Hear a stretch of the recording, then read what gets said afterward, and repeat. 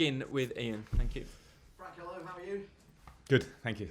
Update us with things on the injury front regarding your squad for the weekend. How are we with Rudiger, Kante, Barclay, Christensen, Loftus-Cheek? Loftus-Cheek's well out. He's still well into his recovery. Rudiger won't be ready for the weekend, but getting closer. He's training outside with us. N'Golo won't be ready. He's training on his own, really, with some physical work because he's had a few issues. And we need to get him right now because he's been in and out through the season, as we all know. Christensen's still out, and Ross Barkley is out as well. Not majorly out, just out. So hopefully fit for next week. Anybody else? Any other concerns? No. Christian Pulisic has come on for the last 3 matches, has made quite an impact. Does he come into your thinking? Does he deserve a starting place back this weekend? Well, I think the way he's played, he deserves a starting place regularly in the last few weeks, but so do others, and that's what I keep saying is the nice problem that I have.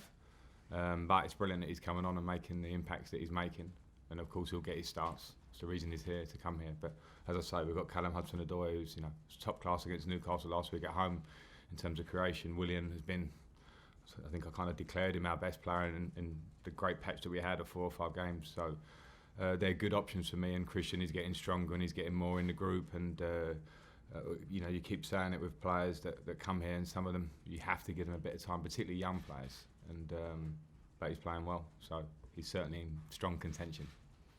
You were asked in midweek if you were scared of Ajax. Halloween is just around the corner. Is going to Turf Moor scary? It's a really tough place to go. You thought about that question, didn't you? I respect them completely. In terms of, you say, scary, I think they have a very strong way of playing that they know. They're well drilled. They're very efficient in how many times they get the ball into the box. The 2 strikers, I think, give you big problems. I think they're fantastic, the 2 strikers, in the way they play together, whether they're fit or whoever his choices up front are. So it's a tough match, yeah. We respect every team, no matter who the opponent, and you have to respect the different strengths of every team, and that's the job. We've had a tight turnaround here, so it's been huge on recovery and getting the players fit and ready to go again, because it will be a physical battle, and it will be probably most important going into this game is how much we look at Burnley and what they can do and what we can do to them. That's hopefully where we're at, but I expect a very tough match. What have you made of Burnley so far this season? Good, very good. Yeah, I think I've watched a lot of their games. As I say, they never give an easy game for the opponent. They're scoring goals. What I think is what we've made of Burnley for the last few seasons. I know they had a tough time when they first got into Europe at the early stages of last season, but they're always a difficult game. Have been for Chelsea over recent years as well at different times. I expect no different. Last one, Ian, please. He hasn't got one. Do you have any news on what might be going on in January? Are we any closer with Cass coming to a decision? Do you think you might be able to bring players in? And if you do, is there a danger that it changes the whole dynamic? I don't know is the answer. I don't know if we can. That's not completely in my hands, so I wouldn't want to speculate on whether we can or can't. In a minute we can't. So I'm just concentrating on what's ahead of us in terms of the squad that we've got now.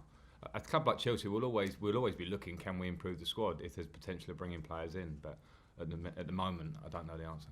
John? Frank, 6 wins on the trot. Are you actually ahead of where you thought you would be at this stage of the season? I didn't consider points or positions necessarily. I knew I wanted us to be competitive, of course, but I just considered pre-season. Okay, what can we do here? What's in front of me? What's in front of us as staff, and the ideas that we want to get across to the team.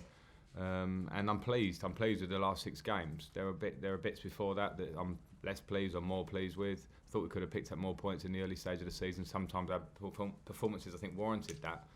But we've worked hard to get to a patch where we've got well-deserved wins. So I'm just pleased, but I'm very focused on the fact that I want it to continue. The young players, we've spoken a lot about young players, but have they surprised you how well they've actually done, especially when you go to somewhere like Ajax in the week and perform like they did in the week? It surprised me. I don't know. I mean, they're very new to the Champions League, so I think I feel as a player, having played in it a lot, I know the difficulties of the Champions League and the different problems it gives a young player, and I think they've adapted to that brilliantly. Surprised? No, I believed in them at the start of the season. That's why I made certain decisions pre-season about the squad, in terms of keeping players or looking at them. Can you play in the first team? So I had that belief. So I wouldn't say I'm completely surprised. I just want to go to Kante. Are you concerned by these injuries? As you say, he's had little niggles along the season, and you say you've now got to try and get him right. How long do you think this is going to be? I don't know. I just want him fit. So I think he's played a lot of football for 4 years. He's had a big injury off the back of last season. So I think maybe he is suffering from that big injury and a little fallout from that. So I think it's now time to take a small step back, just to get his fitness up and be confident that we won't have a domino effect of small injuries. So that's where we're at. So there's no actual time frame at the minute. Antonio Rudiger, because this one seems to be stretching out for quite Yeah, he had a bad injury. He didn't play since April. Played half a game against Wolves. So this is again a fallout of last season's injuries for us. That's unfortunately the nature of it. We've lost Ruben, we've lost Rudy, we've lost Kante to a big degree at the start of the season, and a few others. So I think we need to remember that, and I suppose that's good news, hopefully long term. But Rudy's close now, as I said earlier, so he should be hopefully involved with us over the next week or two. Moose. 2 1-0 wins in the last week. Different kind of games. One you dominated, one maybe you didn't dominate so much. But how pleasing are they that you're able to win games by scoring a lot of goals you did at Southampton, or win games, tight games like you have in the last week?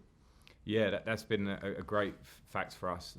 Most in the last week, that Newcastle was a different challenge for us. We haven't had a team that have come to the bridge quite and really sat back and made it difficult. And fair play to them for that. They did it well. But we created a lot. We dominated, as you say. And then the important thing then is to keep that clean sheet, which means just that one goal wins you the game. Ajax was a different animal, and the pleasure I got out of that was probably as much as I've had all season, because we went up against a top class opponent, who were technically really difficult to play against, and our work ethic off the ball was huge. It was huge, and that's what I want always to be our base.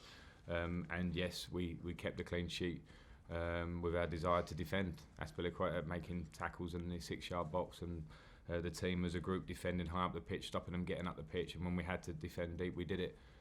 So there's been loads of attributes, I think, in that week that we've shown, which are hopefully positive. Are you starting to reassess the aims and ambitions from the start of the season because you're doing so well for the team? No, I think that's a constant. I don't think. I think whether we win, lose or draw, my thought always goes instantly to the next game, and I don't go too far ahead. It's nice. It's a good feeling at the moment, and I want to keep that and temper it with a little bit of edginess, where we know that if we drop the standards, we'll fall back again. So I haven't sort of tempered too much the big picture. I'm not getting overly excited by it. It actually just makes me want to work a bit harder to see that the work we've done has given us some nice results recently. So it just sort of refocuses the mind even more so, I suppose. And finally, I know you listen occasionally to Talk Sport. You may have heard Jason's comments this week that every other club, bar City and Liverpool, would like to be Chelsea. They've got an icon as a manager, and they've got loads of young players, talent coming through, and winning games and looking good. What would you say to that? Do you think every other club wants to be Chelsea and every other manager wants to be you? Certainly not. Certainly not. And I appreciate it from Jason, and I appreciate nice headlines and nice talk about the team. But I have to stay very closed to that myself, because the moment you take in those sort of statements and headlines at the moment, I think everybody won't want to be you because you drop your standards. So we're just doing what we're doing here. Everybody's working hard. I'm working hard. The staff work hard. We always want constant improvement. So we won't sit and compare ourselves to everyone else, although I thank him for the sentiment, I suppose. Okay, last two, Nazar and then Lindsay.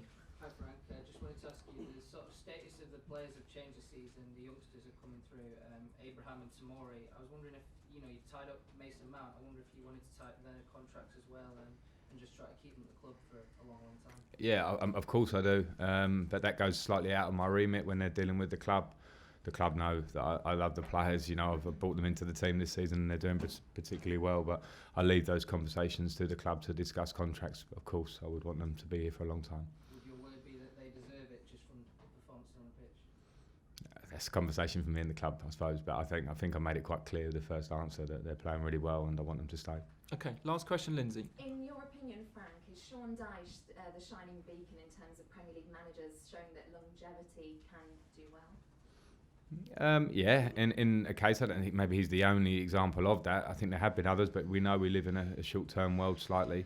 And what Sean has done over a long period of time is to get a club into the Premier League, sustain them, come up with a style of play that's really effective. We know the identity of them, whether people like it or not. I respect a manager who can be very firm about what he wants from his team and get good results out of it.